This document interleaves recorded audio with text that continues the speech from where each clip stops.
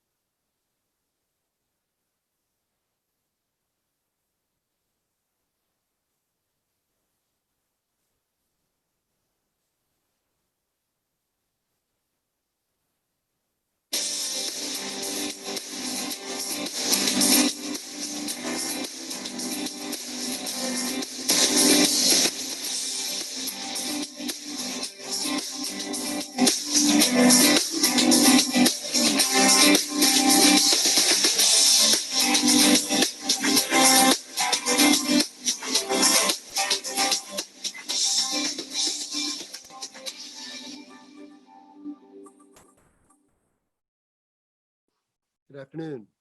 I want to welcome everybody to this Tuesday, August the 11th, 2020 meeting of the Department of Social Services Board here in Pitt County. And I'd like to call the meeting to order today. And we're going to start the meeting today by observing a silent prayer or a silent period of silent meditation. So let's begin.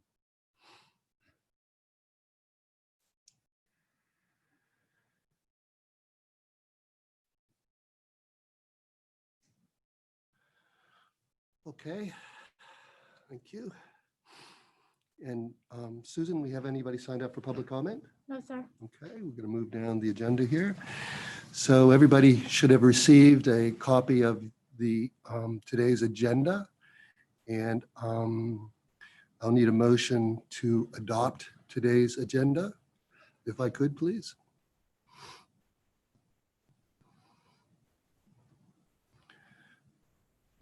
I see hands. I see some hands here. Ms. Perkins, Mary Perkins Williams.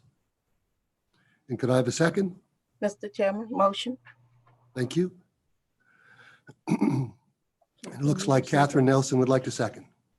Thank you. Yes. Okay. We're getting better at this. Thank you.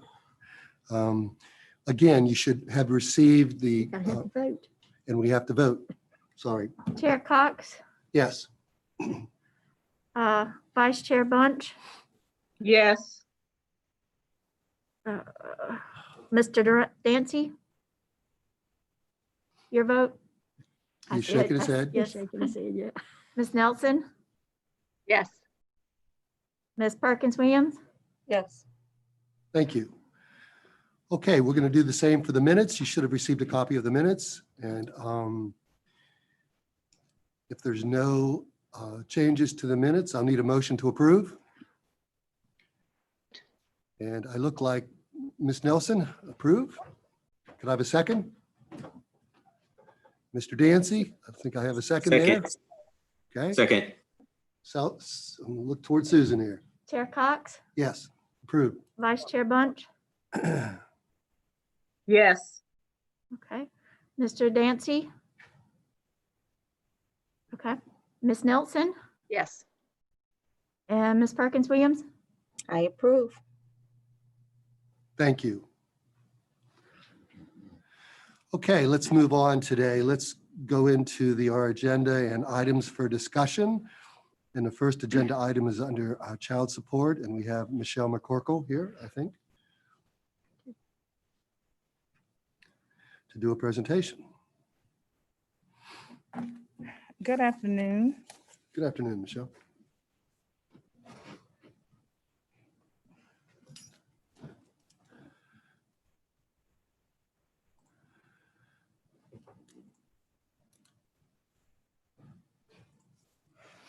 And this month is August, and it is Child Support Awareness Month. And in doing so, we have our supervisors here to make presentations for you.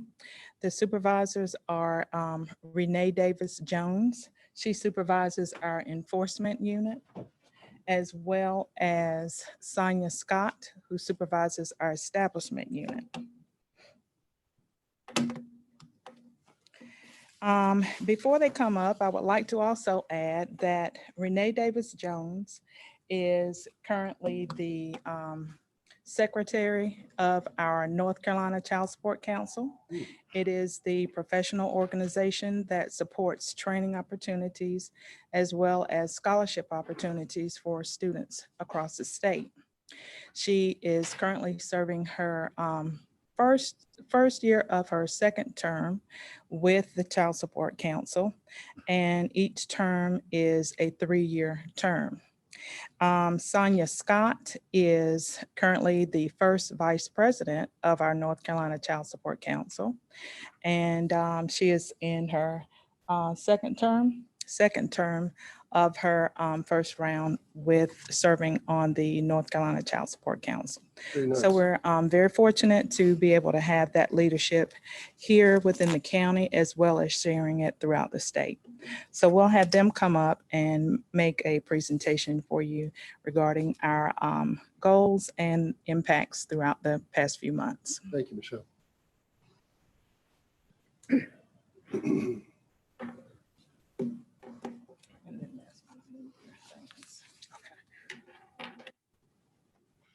Hi, I'm Renee Davis Jones, and I am the enforcement supervisor.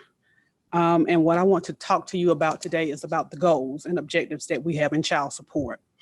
We have 5 goals and objectives. Our goals are paternity establishment. We establish paternity by court order or by voluntary support agreements. When we go to court and establish a court order, we also, whenever we're handling those cases, we're handing up documentation that goes with that to support our court order. And the documentation could be our DNA testing, and it's also our affidavit of parentage. The next goal is our percentage of cases under order, and what that is the total number of cases that we have. I'm sorry, I didn't click, I'm sorry. The total number of cases that we have to establish a certain amount of those cases, so that's our percentage of under order. The next goal is the collection of current child support payments and child support arrearages. There are certain ways that we collect child support. We can do that administratively, or we can do it judicially. Administratively, one of our top things that we do here in child support is we send income withholdings to the employers of the non-custodial parents. We also send information to the credit bureau. That's another one of our administrative remedies. We do lottery offsets. We do telephone contact with our non-custodial parents and our custodial parents, because if our non-custodial parents, if we can't locate them, we try to get information from our custodial parents in reference to where they think they may be at. And then we try to enforce the case that way. We do it judicially. Judicially means, of course, we have exhausted all of our other remedies. And so then we would have to take the non-custodial parent to court in order for them to pay the child support. Our next goal is self-assessment. And what self-assessment does, it measures time frames for taking the required actions in a timely manner. So what happens is they evaluate us on self-assessment and making sure that we're doing our casework timely. Next, the incentive goals that we have each year. Each year, the state assigns us goals for each county based on the standard incentive measures set forth by the Federal Child Support Office of Child Support. And those incentive goals are as follows. Paternity. With the paternity, our goal was 100%. We reached June 2020, we reached 102.11%. Our cases under order is the next goal. The goal was 89.79%. We reached that goal at 91.04%. The next goal was our collection rate. Our collection rate goal was 66.51. We came short of that goal. We reached 64.35. The payment towards arrears, our goal was 69%. We came short of that one by 67.16. The next goal is our total collections, and this is where we really shined. Our goal was $15,708.42. Our goal, we collected $15,921, which is almost $16 million. So we reached that goal by 101.36%. And we were very excited of meeting at least our 3 goals, and especially that total collections. Especially this year. With the, yes, ma'am, especially this year. Congratulations. That's Thank nice. you. You're welcome. Our self-assessment categories is what, they look at us for time frames. And with our self-assessment categories, we passed all 7 of our categories. The first one was case closure. The goal was 90%. We passed it at 99.65%. The enforcement part of it, our goal was 75%, and we passed it at 81.88%.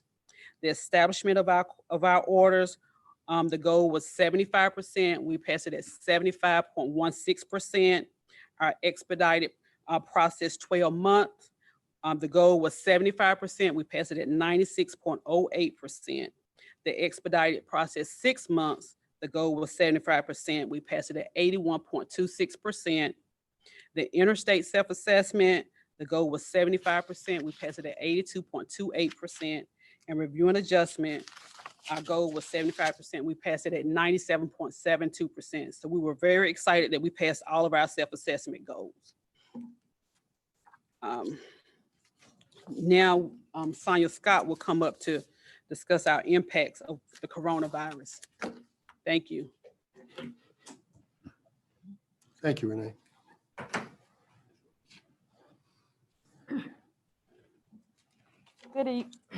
Good evening. My name is Sonia Scott, and I'm here to talk to you about child support services and the impact of COVID and what we call our new normal. Some of the impacts that COVID has had on our customers, it has minimized our face-to-face interviews. We're relying more on online applications and applications by phone, and they're having to use a lot of our online resources. So we are kind of, it's hard for some people that don't have access to the technology to make those applications. But what we've done is we've contacted them by phone, complete the application over the phone, and in turn, we mailed them the application for them to sign and return it back to us. So we've kind of had to change our way of thinking with making sure that all of our customers have access to our services. As far as our staff,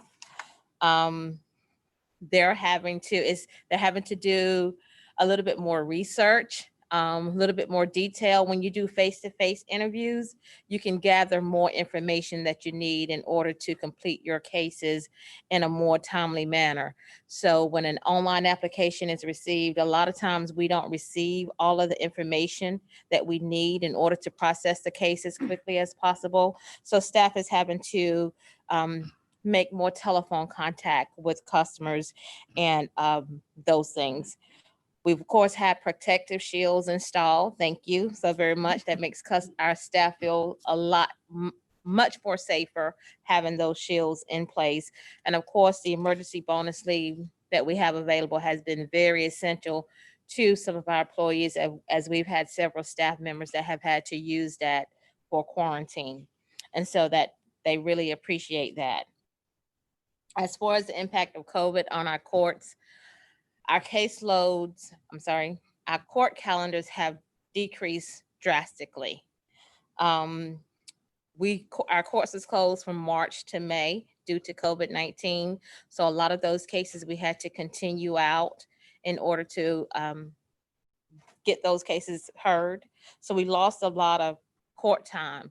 We've had to rethink the way that we do court. One of the things that we do in establishment is we can only schedule 75 cases each court date, whereas our numbers are usually anywhere from 100 to 150 cases per court date. We've lost a lot of court time because of the decreased dockets. Right now, we are scheduling cases in November. That's just how full our calendars have been. So our customers are not getting services as quick as they normally would. So that is going to have an impact on not just our customers and the people of Pitt County that we serve, but it's also going to have an impact on our self-assessment, not being able to get those orders a little bit more timely. We do recognize that, and we're trying to schedule as many cases resolve as many cases as we can in court, in the office, so that we can allow more court time for those cases that may need the intervention of a judge. Our judges and our clerks are having to be a little bit more flexible and allowing us to have adequate time, to negotiate with the parties. Whereas before we had 100 people come in at 8:30 and we worked until 5 p.m. Now we're scheduling 15 cases every 45 minutes and hoping to get those resolved within those 45 minutes. As far as this enforcement is actually scheduling 30 cases every 30 minutes, trying to get those cases resolved, trying to get some sort of payment for the children of Pitt County to help them during this time. And in addition to that, we have all of the individuals that are currently laid off, which makes it harder to collect child support and makes it a little harder to establish adequate orders that are needed for the care of the children. So we've kind of had to rethink the way that we do things and just kind of get used to the norm. And I think staff is really grasping to the norm. Some like it and some, of course, want things to go back to the way they were, but hey. We also have staff, we're having to use outside. We have tents set up outside of the courtroom where we have staff that actually check individuals in, because we're only allowed to have so many individuals inside the courtroom due to social distancing. And so we try to monitor that. And so we have staff usually out there from about 8 to noon that are checking people in and directing them to come inside of the courtroom. So we've had to implement that as well. And we are thankful for the tents. As you can see with one of the areas that Renee pointed out, self-assessment has decreased a lot because we're not, number one, we're not able to get those cases in court as timely as what we're used to doing, and also with just the number of cases that we have in court. And it will continue to affect our future court orders and our future collections, and our future self-assessment and incentive goals. What I will say is staff has embraced it very well. There's not been complaints. They are adjusting, they're bringing their ideas to the table to make our jobs easier every day. And that is very much appreciative of them. So we're working and we're getting used to our new normal, and hopefully we will continue to be as successful as we have been in the past. Thank you.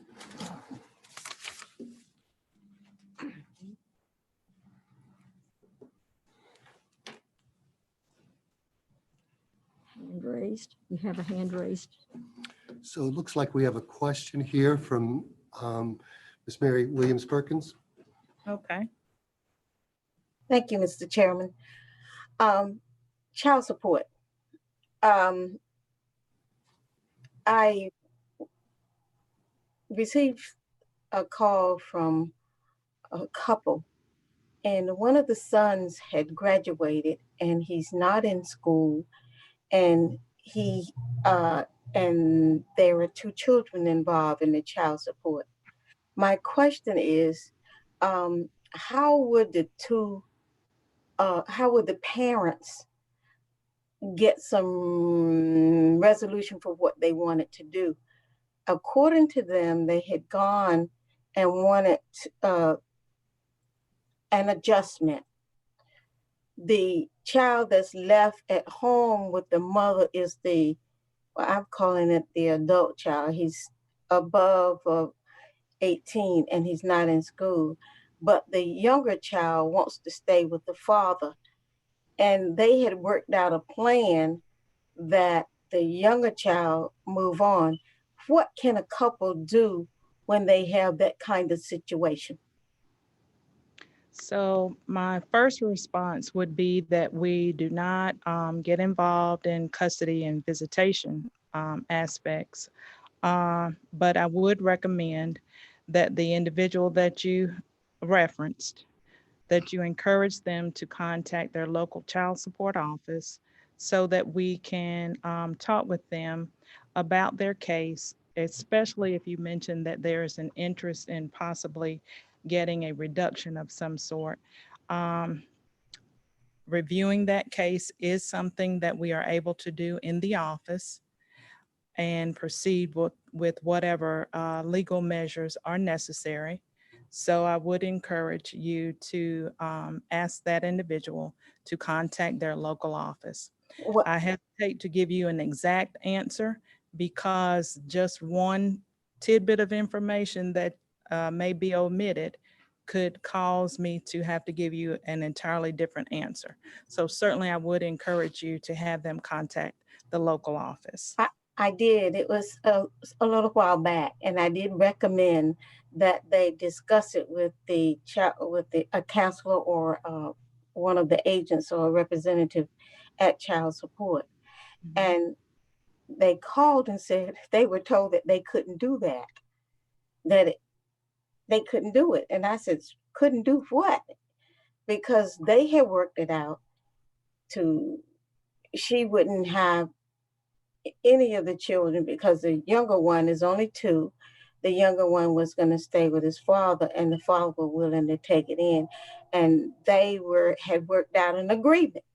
So they went to the child support office and they talked with the counselor, and the counselor said they couldn't do that. It was a court order, and he still had to pay her for the 2 children.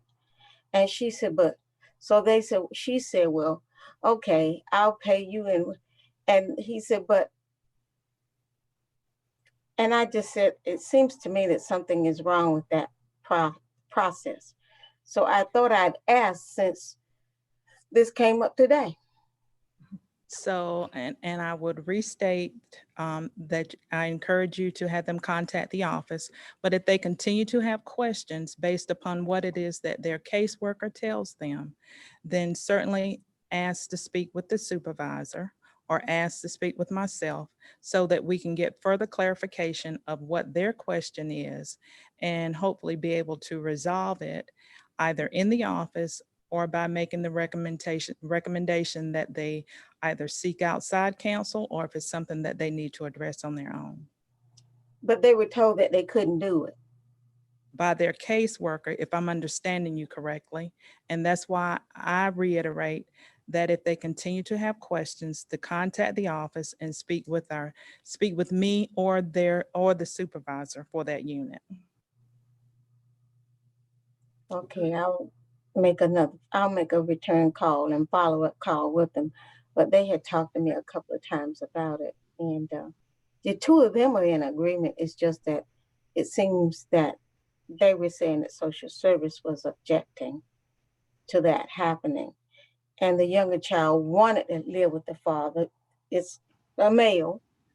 And the other one's out of school and is at home with the mother. So I said, well, that didn't seem according to me, so maybe you should talk to them again.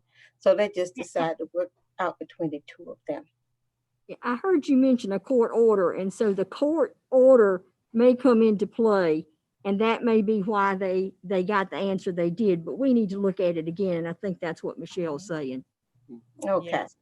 Well, I'll Especially tell them, I'll share it with them. Because, if they agreed and he has the only child that is receiving child support, and they couldn't cut the child support for him. And that means that he's paying for 2 children when the other one is out on his own. Just didn't seem right to me for the male. And I'd like for the men to take care of their children, yes. But if they had worked it out and something wrong, it seems that something, it was concerning to me. So, and I'm asking this in this meeting, so if others are having that issue, then perhaps they would know what to do as well. Because children do age out, they grow up and get out. So that should make a difference. Okay, thank you, Mary. Okay, Michelle. Okay. So again, I restate that this month is Child Support Awareness Month. And if we could move to our child support portal. I don't know if.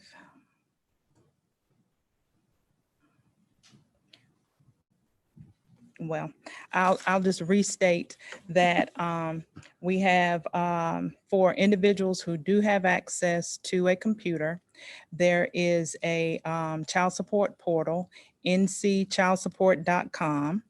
Will take you to a home page that lets you have accessibility to being able to complete a child support application and file it online. Let you update your address information, get latest payment information, as well as be able to make payments online. So, and recently added the capability to request direct deposit information online as well.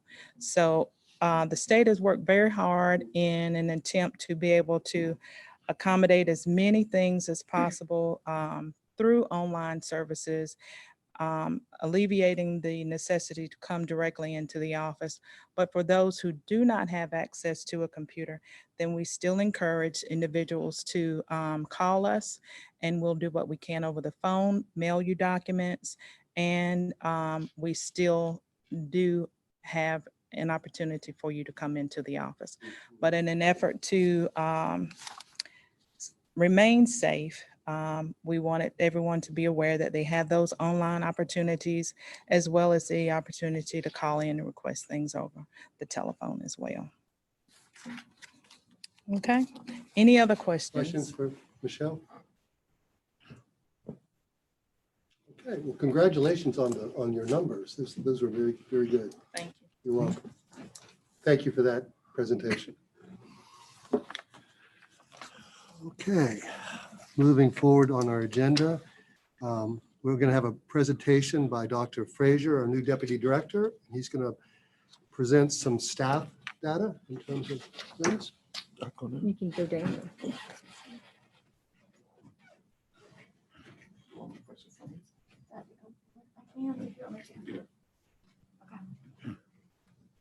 Thanks, guys. Good afternoon.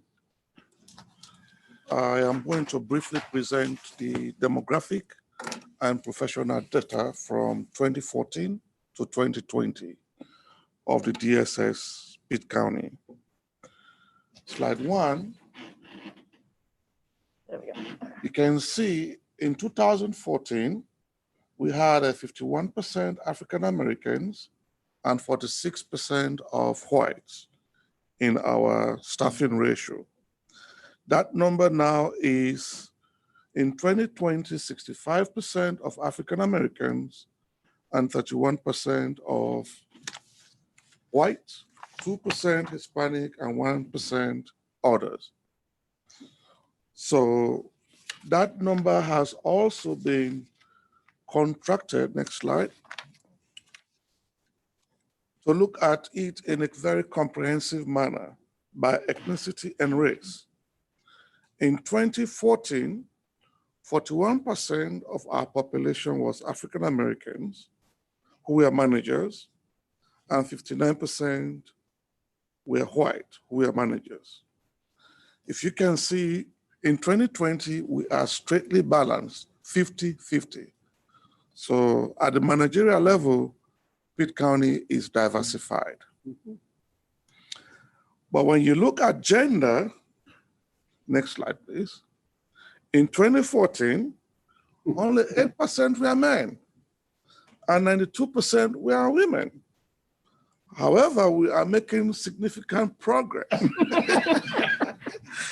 We just made 10% men and 90% women.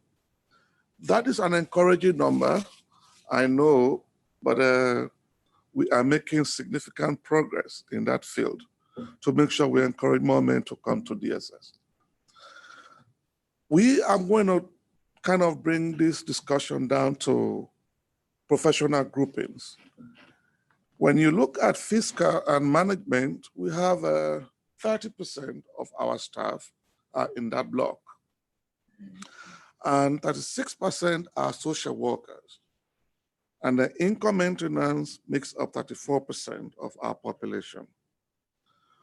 So when we bring that to unit level, child support, child and family services is 32%. Economic support is 43%, which make the chunk of our population. Family support services is 70%. Fiscal is 6%. Legal is 3%. So if you look at the next slide, we want to bring it down to secondary data units. We are breaking it down to child support.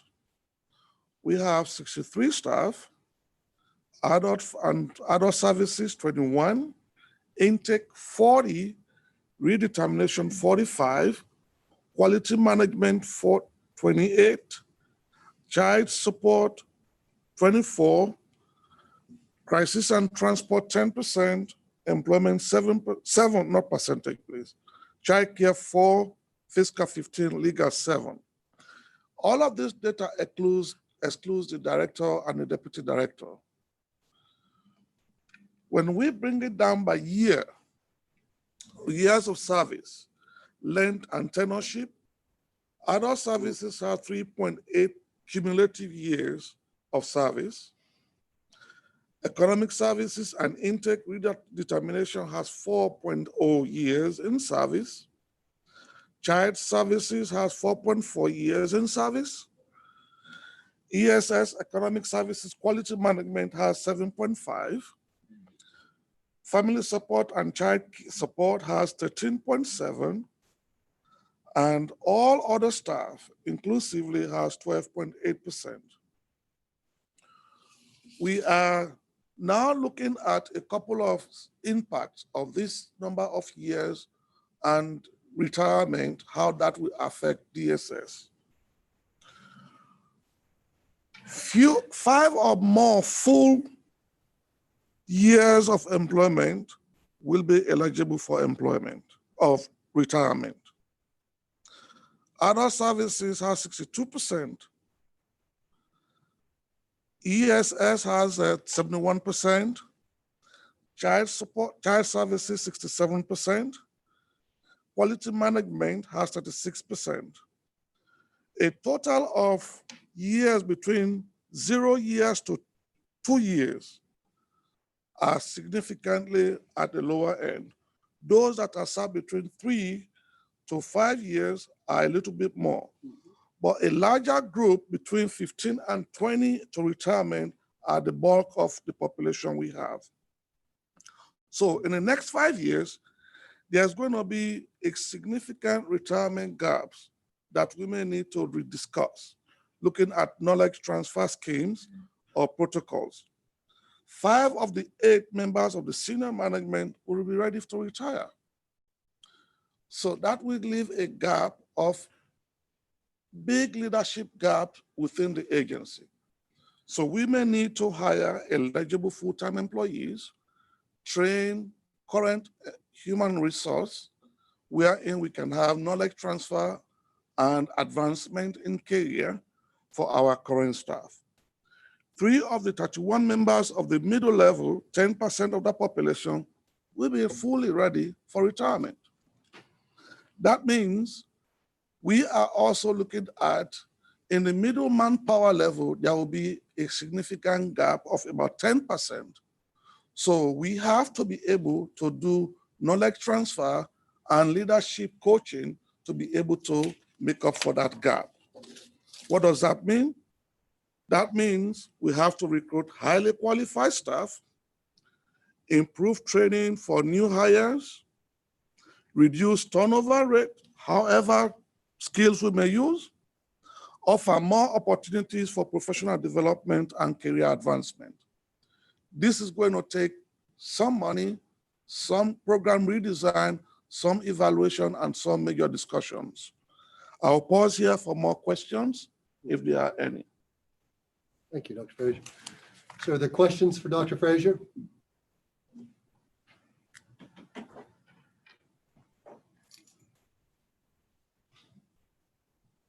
See a hand. And I see a hand, and I guess that comes from Mary Perkins Williams. Mary? Yes. Well, when you examine what's happening, the enrollment of males and females in social services is down. How do you propose that you can get it up? Do you go to a place like Pitt Community College, or how do you go about recruiting people? I'm just curious on that, because it is way down for the men. And if everyone who's ready to retire, we can lose some of our best experienced personnel. So what happens? Thank you, Commissioner or Board Member Perkins. We are going to look at various options. I cannot stand here and tell you that we have a strategy to bring all men on board. But if you see from 2014 to 2020, we have made 2%. That's a good beginning. We will encourage more men to come in the field. As to retirement, there is going to be some discussions around knowledge transfer from people who are now ready to retire to teach and coach and mentor some of our middle level manpower so that they can be ready to undertake the jobs and the positions when they become available. But this is going to take a larger discussion and a bigger scheme of things rather than just looking at a subset of this problem. Ms. Elliott, during the mentoring, that would require, as leader of the department, some impact from you as a chief administrator. Do you have mentoring procedures or policies, or how do you recruit for the people who are already on staff, and even for new possibilities? What would you suggest? Okay. Well, one of the things that we've been doing over the last year was we've had a leadership development program for all of our middle level managers and for our senior managers to come together. It is a structured course that we were doing. We continue, obviously, to promote from within.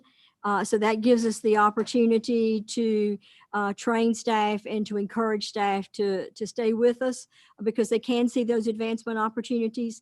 The county as a whole has some leadership training for staff that our folks can take advantage of. So we're doing a variety of things like that to try and make sure that we're developing our own, because those are the folks that are going to stay with us if we can possibly do that.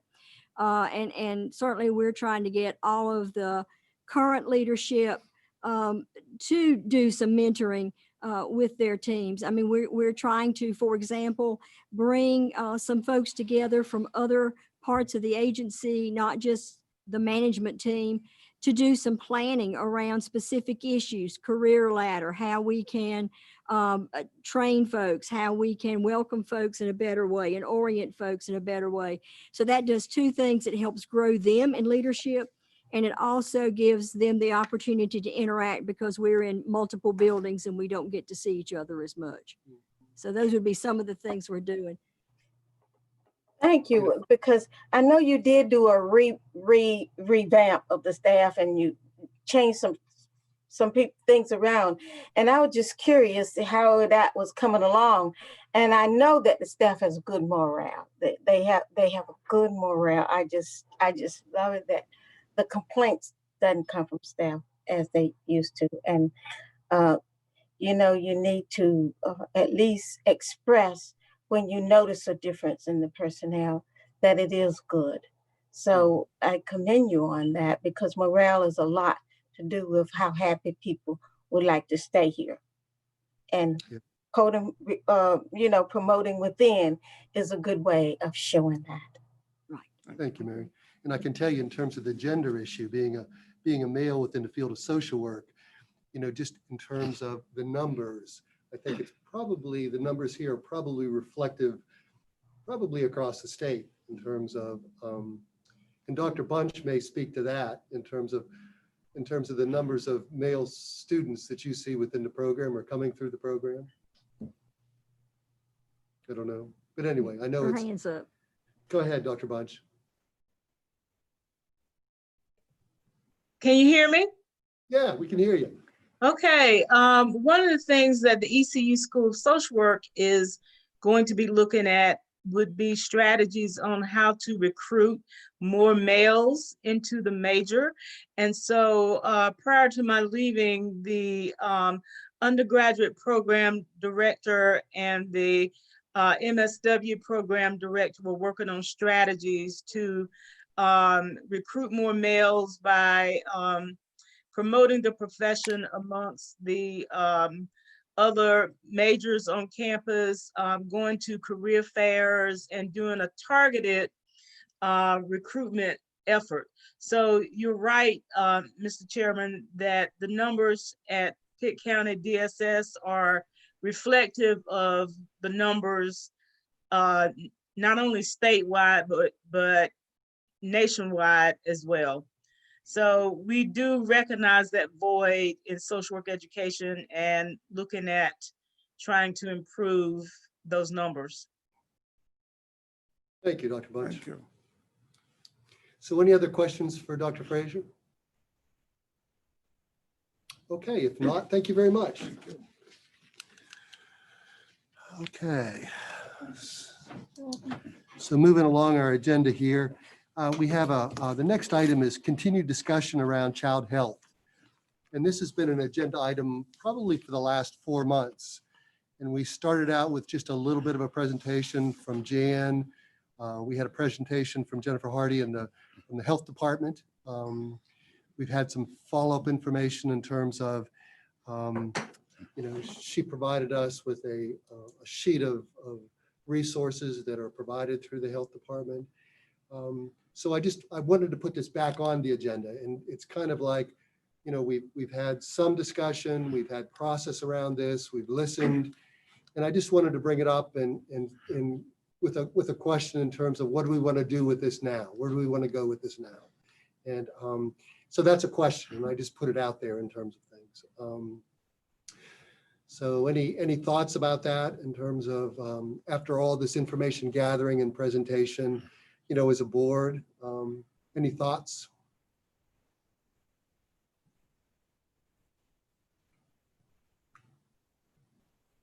Okay. Yes, Catherine? Yes, I would like for us to discuss how we can mitigate some of the issues with regard to health disparities and social determinants of health with our pre-K and our K through 12 population, to see how we can do some strategizing to contribute to helping our health department, our schools, and others in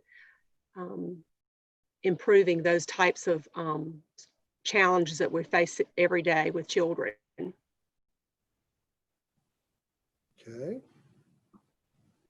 So the whole issue around the health disparities that we learned about in terms of. Mm-hmm. Okay. Anybody else have any thoughts? Mary's saying. Mary? Go ahead, Mr. Mary. Chairman, I appreciate your vision looking at this, because COVID-19 has really brought quite an enlightenment on what's happening in society today. And with COVID-19 and here in Pitt County, and certainly I've noticed that people are really worried about nutrition and nutrition impact as it relates to COVID. And I really think here in Pitt County, there is a concerted effort to meet that need, because a hungry person cannot learn and a fearful person cannot concentrate. So I'm thinking that in the future, or as we go towards the new norm, or as we accept what we are not knowing what the new norm can be, we're going to face some more nutritional challenges, because when you look at the crops and they dry up before they mature, we're going to have problems. So how we meet it, how we go about handling that, is going to be a different thing in my thinking. Mhm. So I Okay. think we should sort of have some kind of impacting on the agriculture and medical over where you are, Catherine. Perhaps we can pull a team together and talk about these kinds of things, so that we won't be saying we don't know and we haven't looked at it and we're not ready. I really think we need to at least have some idea of something we can do Mhm. other than pack a lunch or a weekend snack in the backpack. Mhm. Thank you, I Mary. think Yeah. it would be good if we had um, the Agriculture Extension Agency way back. Parents with the mothers or the household were taught how to make a good meal, Mhm. how to put a good meal together, and how to prepare for when the crops are not growing and the wintertime is, crops are stagnated. So I think if some way that can be reinstituted, it might be a good thing. You know what I'm saying? Okay. I remember when my mother was taught how to freeze, can, and put together a very good meal or a healthy meal. And that isn't well made. I don't know whether or not it's there, but I'm thinking that it's not happening today. And perhaps um, those kind of things should be, there's nothing wrong with bringing back good things. Okay. I mean, that gives us a little bit. Anybody else? Got another hand. And that is, let me Dr. see here, Bunch. Dr. Bunch.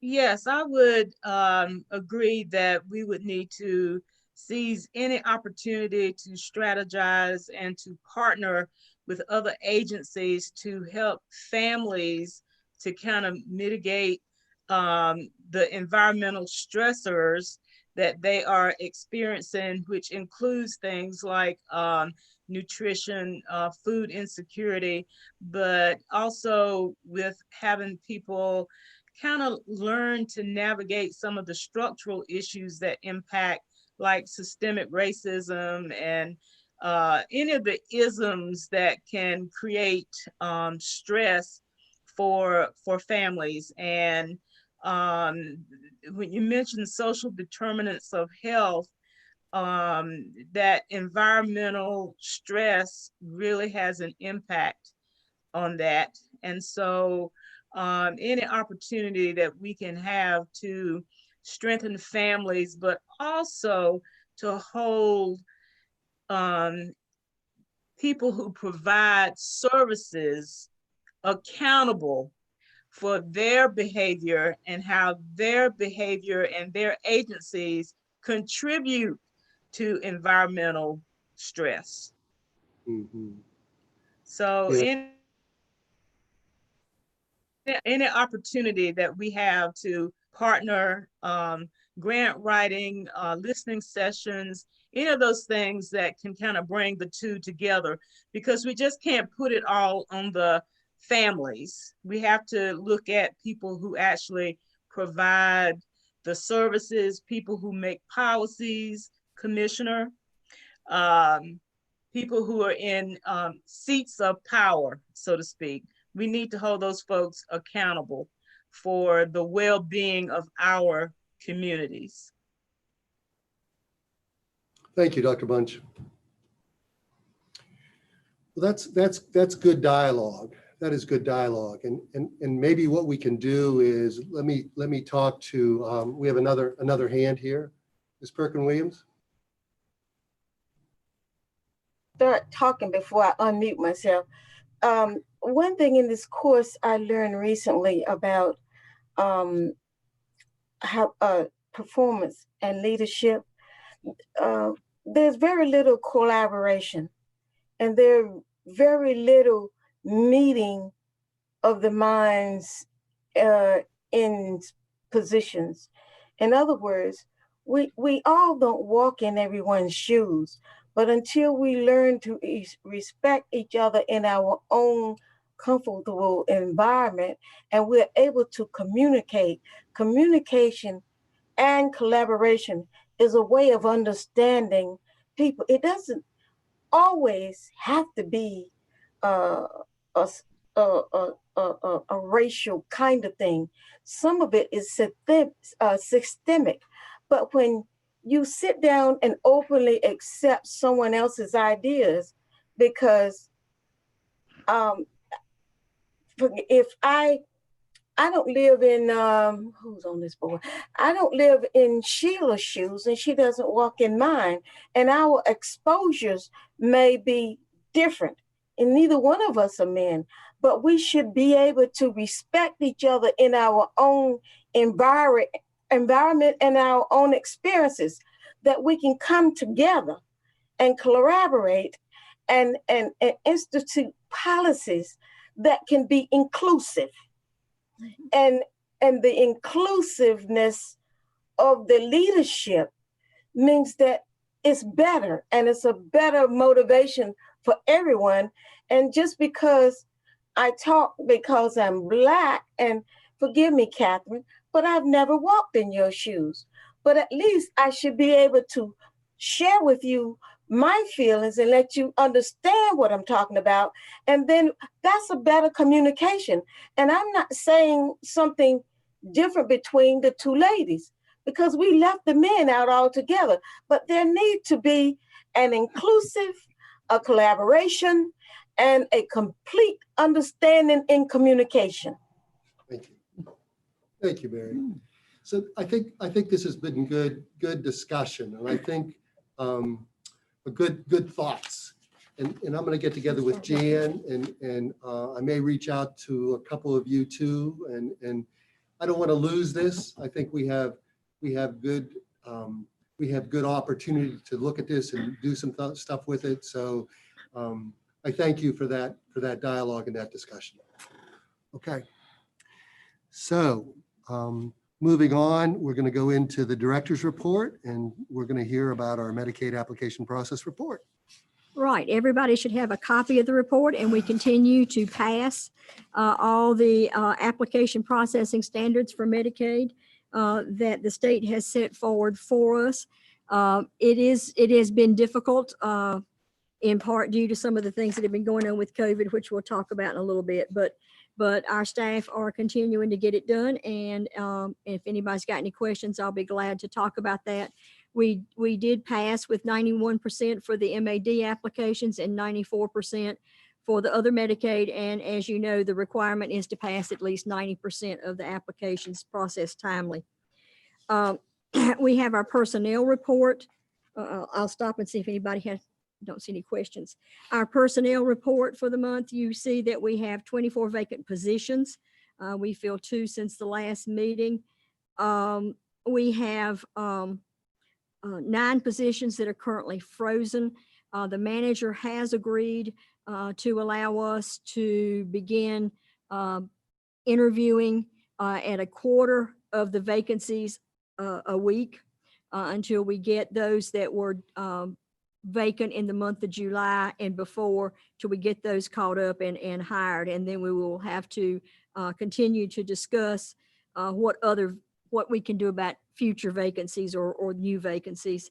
So that is moving forward.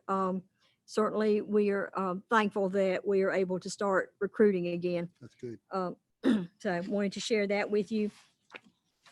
So the other thing that I was going to talk about today, and you heard a little bit of this from the child support folks, which was the COVID impact on the agency. And just as an FYI, we keep changing the end of this. So right now, the federal declaration of emergency has been extended through October 25th. It was July 25th. So every time it gets extended, then some of our policies change. Some of what we need to do changes. So that is keeping us in some degree of flux. Certainly, one of the big issues we've talked about is making sure that we keep staff safe. We've tried to ensure that we have all the PPE that we need, that the procedures are in place, that staff know those procedures, and then to remind them to follow those procedures. You heard them talk about the plastic shields. We have gotten, we're calling them sneeze guards. We have gotten those up in the agency where people do interview. Not everybody by any means has one of those, only if they interview on a fairly regular basis once we open back up. We do have some rooms that we've set aside for people who occasionally interview that will have those so that they can go there to be safe. I think the big issue for us has been clearly to make sure that we all don't get lax and forget to follow all those safety procedures that we're supposed to follow. We are constantly addressing potential exposures. And so we've had a few potential exposures through some of the work our staff have done out in the community. Most of our potential exposures have been within our family and friends. And so I spend some time, and sometimes I'm partnering with Dr. Silvernail to calculate when we go into quarantine, when the quarantine might stop. Who needs to quarantine, who can work, what kind of cleaning needs to be done if somebody goes out with potential COVID while we're waiting on the test to come back. Distancing, signage, all of that's been things that we've had to think through in conjunction with the county as a whole and us individually. And you heard some of the discussion as far as court. There's been a lot of work that had to be done there. So we've had 126 staff that have taken some advantage of some of the emergency leave for some reason or other. It could be that they were quarantining because they had been exposed and were waiting on a test to come back. Could be they had childcare issues. You know, when school ended, people had to rush around and figure out how they were going to deal with childcare. It could be that they're looking after a family member who has a COVID issue that they need to go out and be with them, and then they're having to quarantine from that. So there are a lot of different reasons. So that's a moving target. We've got people out. How do we cover when people are out, constantly having to reassess our staffing patterns and how we can do that. We also have some staff that the doctors have said really need to take extra precautions because of their health issues. And so that is limiting what they can do in the agency. And sometimes we're able to accommodate that and sometimes we're not. So there's a lot of moving parts to this. I mentioned the emergency declaration extended through October 25. Policy changes. This too has been kind of a moving issue. How do we deal with family visits versus the court orders in child welfare when we've got children in foster care? Initially, we were told we had to have the visits, and then we were told we could do visits by FaceTime or something like that if we could get the family's consensus to do that. And now we're moving back towards family visits again because the court is pushing that, and for very good reasons. Children need to be with their parents whenever they can. Reviews and recertification. Sometimes we're auto-extending. Sometimes we're auto-extending, but we still have to work the review, and then we'll have to go back We can't cut the person off, but then we have to go back and have it flagged so that when we're no longer auto extending, we can then address that issue. So lots of double work in some respects. How we're conducting meetings and training. I mean, this in and of itself has been a learning experience for all of us doing Zoom, but we're having to do that more and more with our staff. And I see a hand up. We're having to do that more and more with our staff internally to figure out how we're conducting meetings. Trainings statewide are being done by Zoom. Just trying to keep up with everything right now. We have community health workers that will be coming into Pitt County in the near future. And Dr. Frazier was part of that discussion the other day and how that's going to impact. My most favorite thing right now is sheltering during hurricanes, since our staff have that responsibility to run those shelters in the midst of a COVID environment. Then, of course, the financial hiring concerns, and now we've got school back out again. And so we're trying to figure out with staff how we're going to accommodate school and work. And I can tell you, I know Commissioner Perkins Williams commented about our morale being good. And I'll say generally it is, but folks are tired. Folks are feeling frustrated. They're scared. They're worried.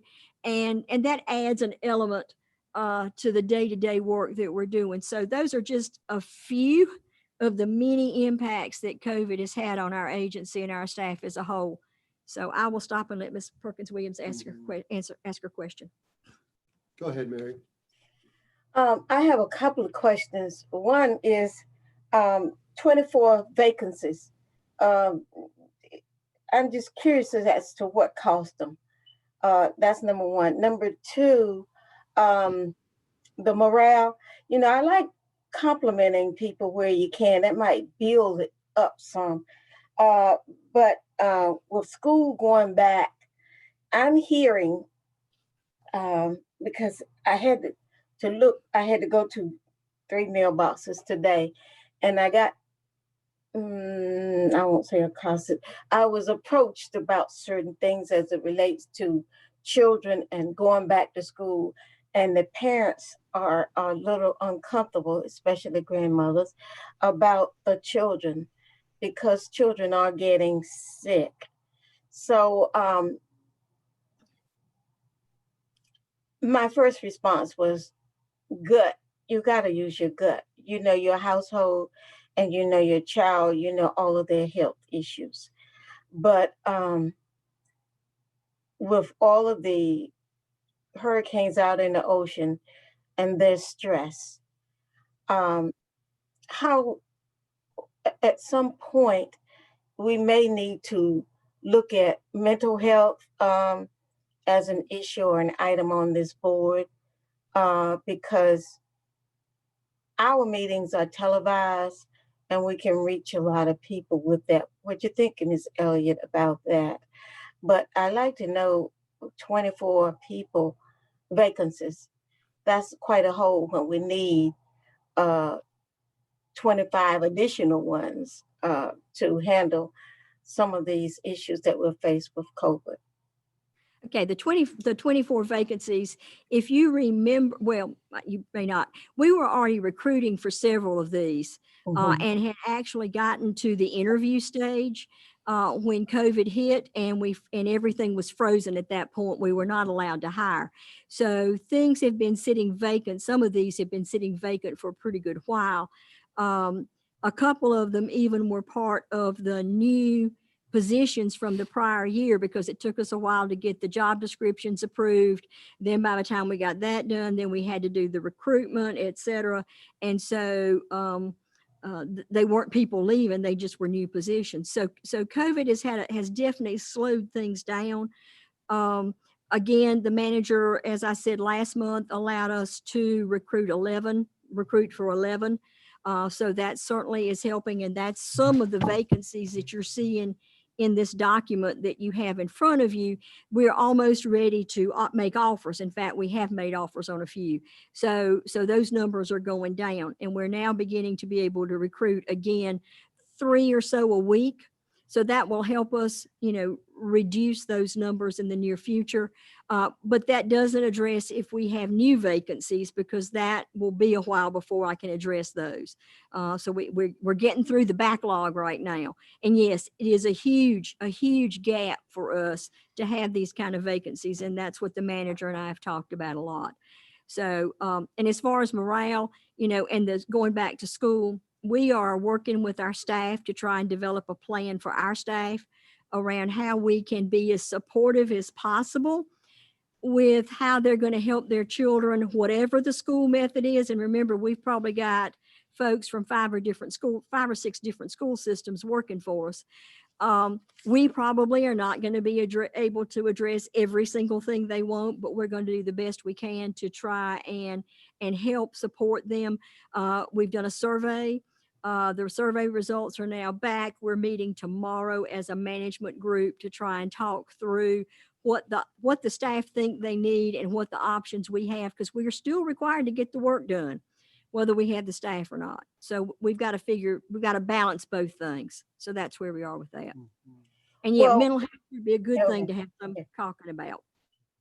The SNE guards, you say some of the people in the staff does not have the SNE guards, but there are individual SNE guards now that I'm seeing in the various commercial sales.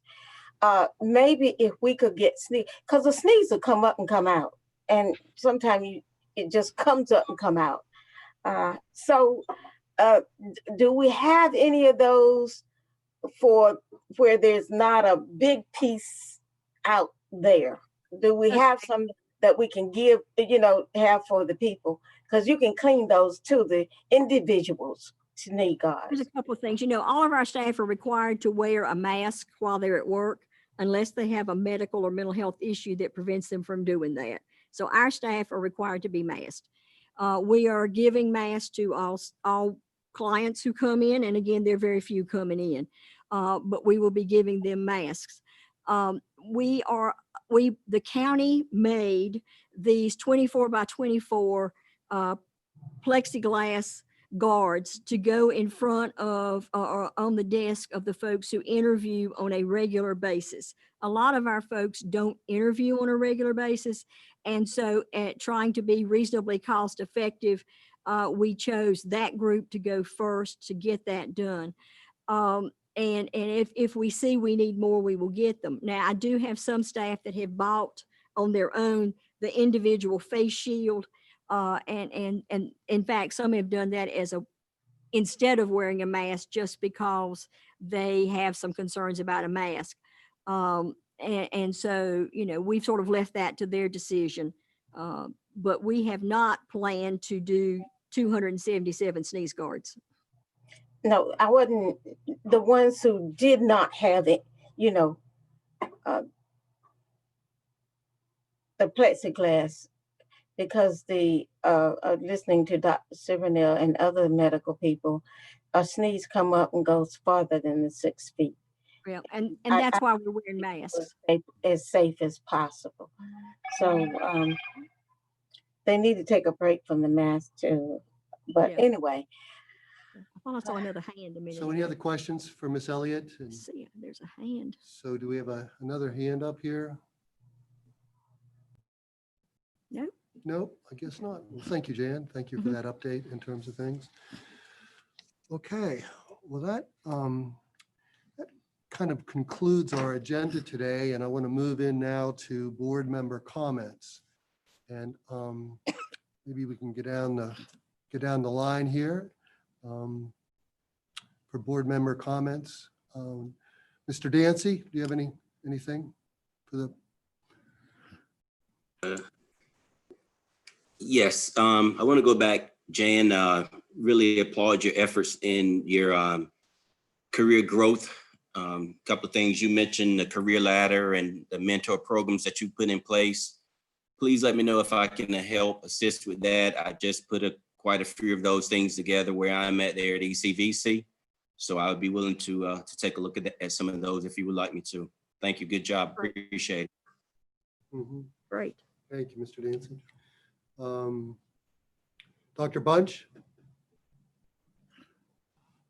Anything? Yes, I'd like to commend Dr. Frazier for still being here after 5 or 6 weeks. So that Is that a so that's compliment? great. That's great. You're hanging in there. I know. And as always, Jan, we are always commending you on a job well done and keeping things moving. COVID-19 has made things more difficult to negotiate and navigate. So we thank you for your continuing efforts to keep Pitt County DSS afloat and moving forward. Thank you, Thank Dr. you. Bunch. Mary Perkins Williams, have any final comments? In addition to all the nice things that everyone else has said, I'd like to say that you all have my blessings and prayers, because you do have to meet people every day, no matter what their issues are. And I think you all are troopers. You really are. All the DSS workers are troopers because the job is getting done, and there are very few complaints about it. And you've met more than your quotas. You met more than your goals. And those things are always worth cheering. So thank you so much for all you do. And whatever we can do, as I can do as a board member, just let me know. I'll do the best that I can. Thank you. Thank you. And Catherine? Yes, thank you, Mr. Chairman. I am really excited about the work that our team is doing out in the field. We really are in the mission field, I think, in social services and in public health. I would be curious to know, as our team members move forward, to see if they're seeing any better outcomes or increased efficiencies through the use of technology, and as they're reimagining their work in a different way. Yeah. Mhm. Okay, thank you. So make note of that. Got it. So I'd just like to, so we have another hand here, no? Yeah, Ms. Perkins Williams, you have another question? No? After you finish making your comment, I like to make the motion that we adjourn. Well, I'd just like to thank Jan and the staff for their efforts, like everybody else said, in terms of, moving forward and doing all that they're doing. And with that being said, Mary, Is there a second? I have a motion. Could I have a second? I see Catherine saying. Catherine? Moved. Okay. Susan? Second. Chair Cox, Yes. Vice Chair Bunch, Yes. Mr. Dancy, Ms. Nelson, Yes. and Ms. Perkins Williams. Yes. Stay safe, stay healthy. Thank you.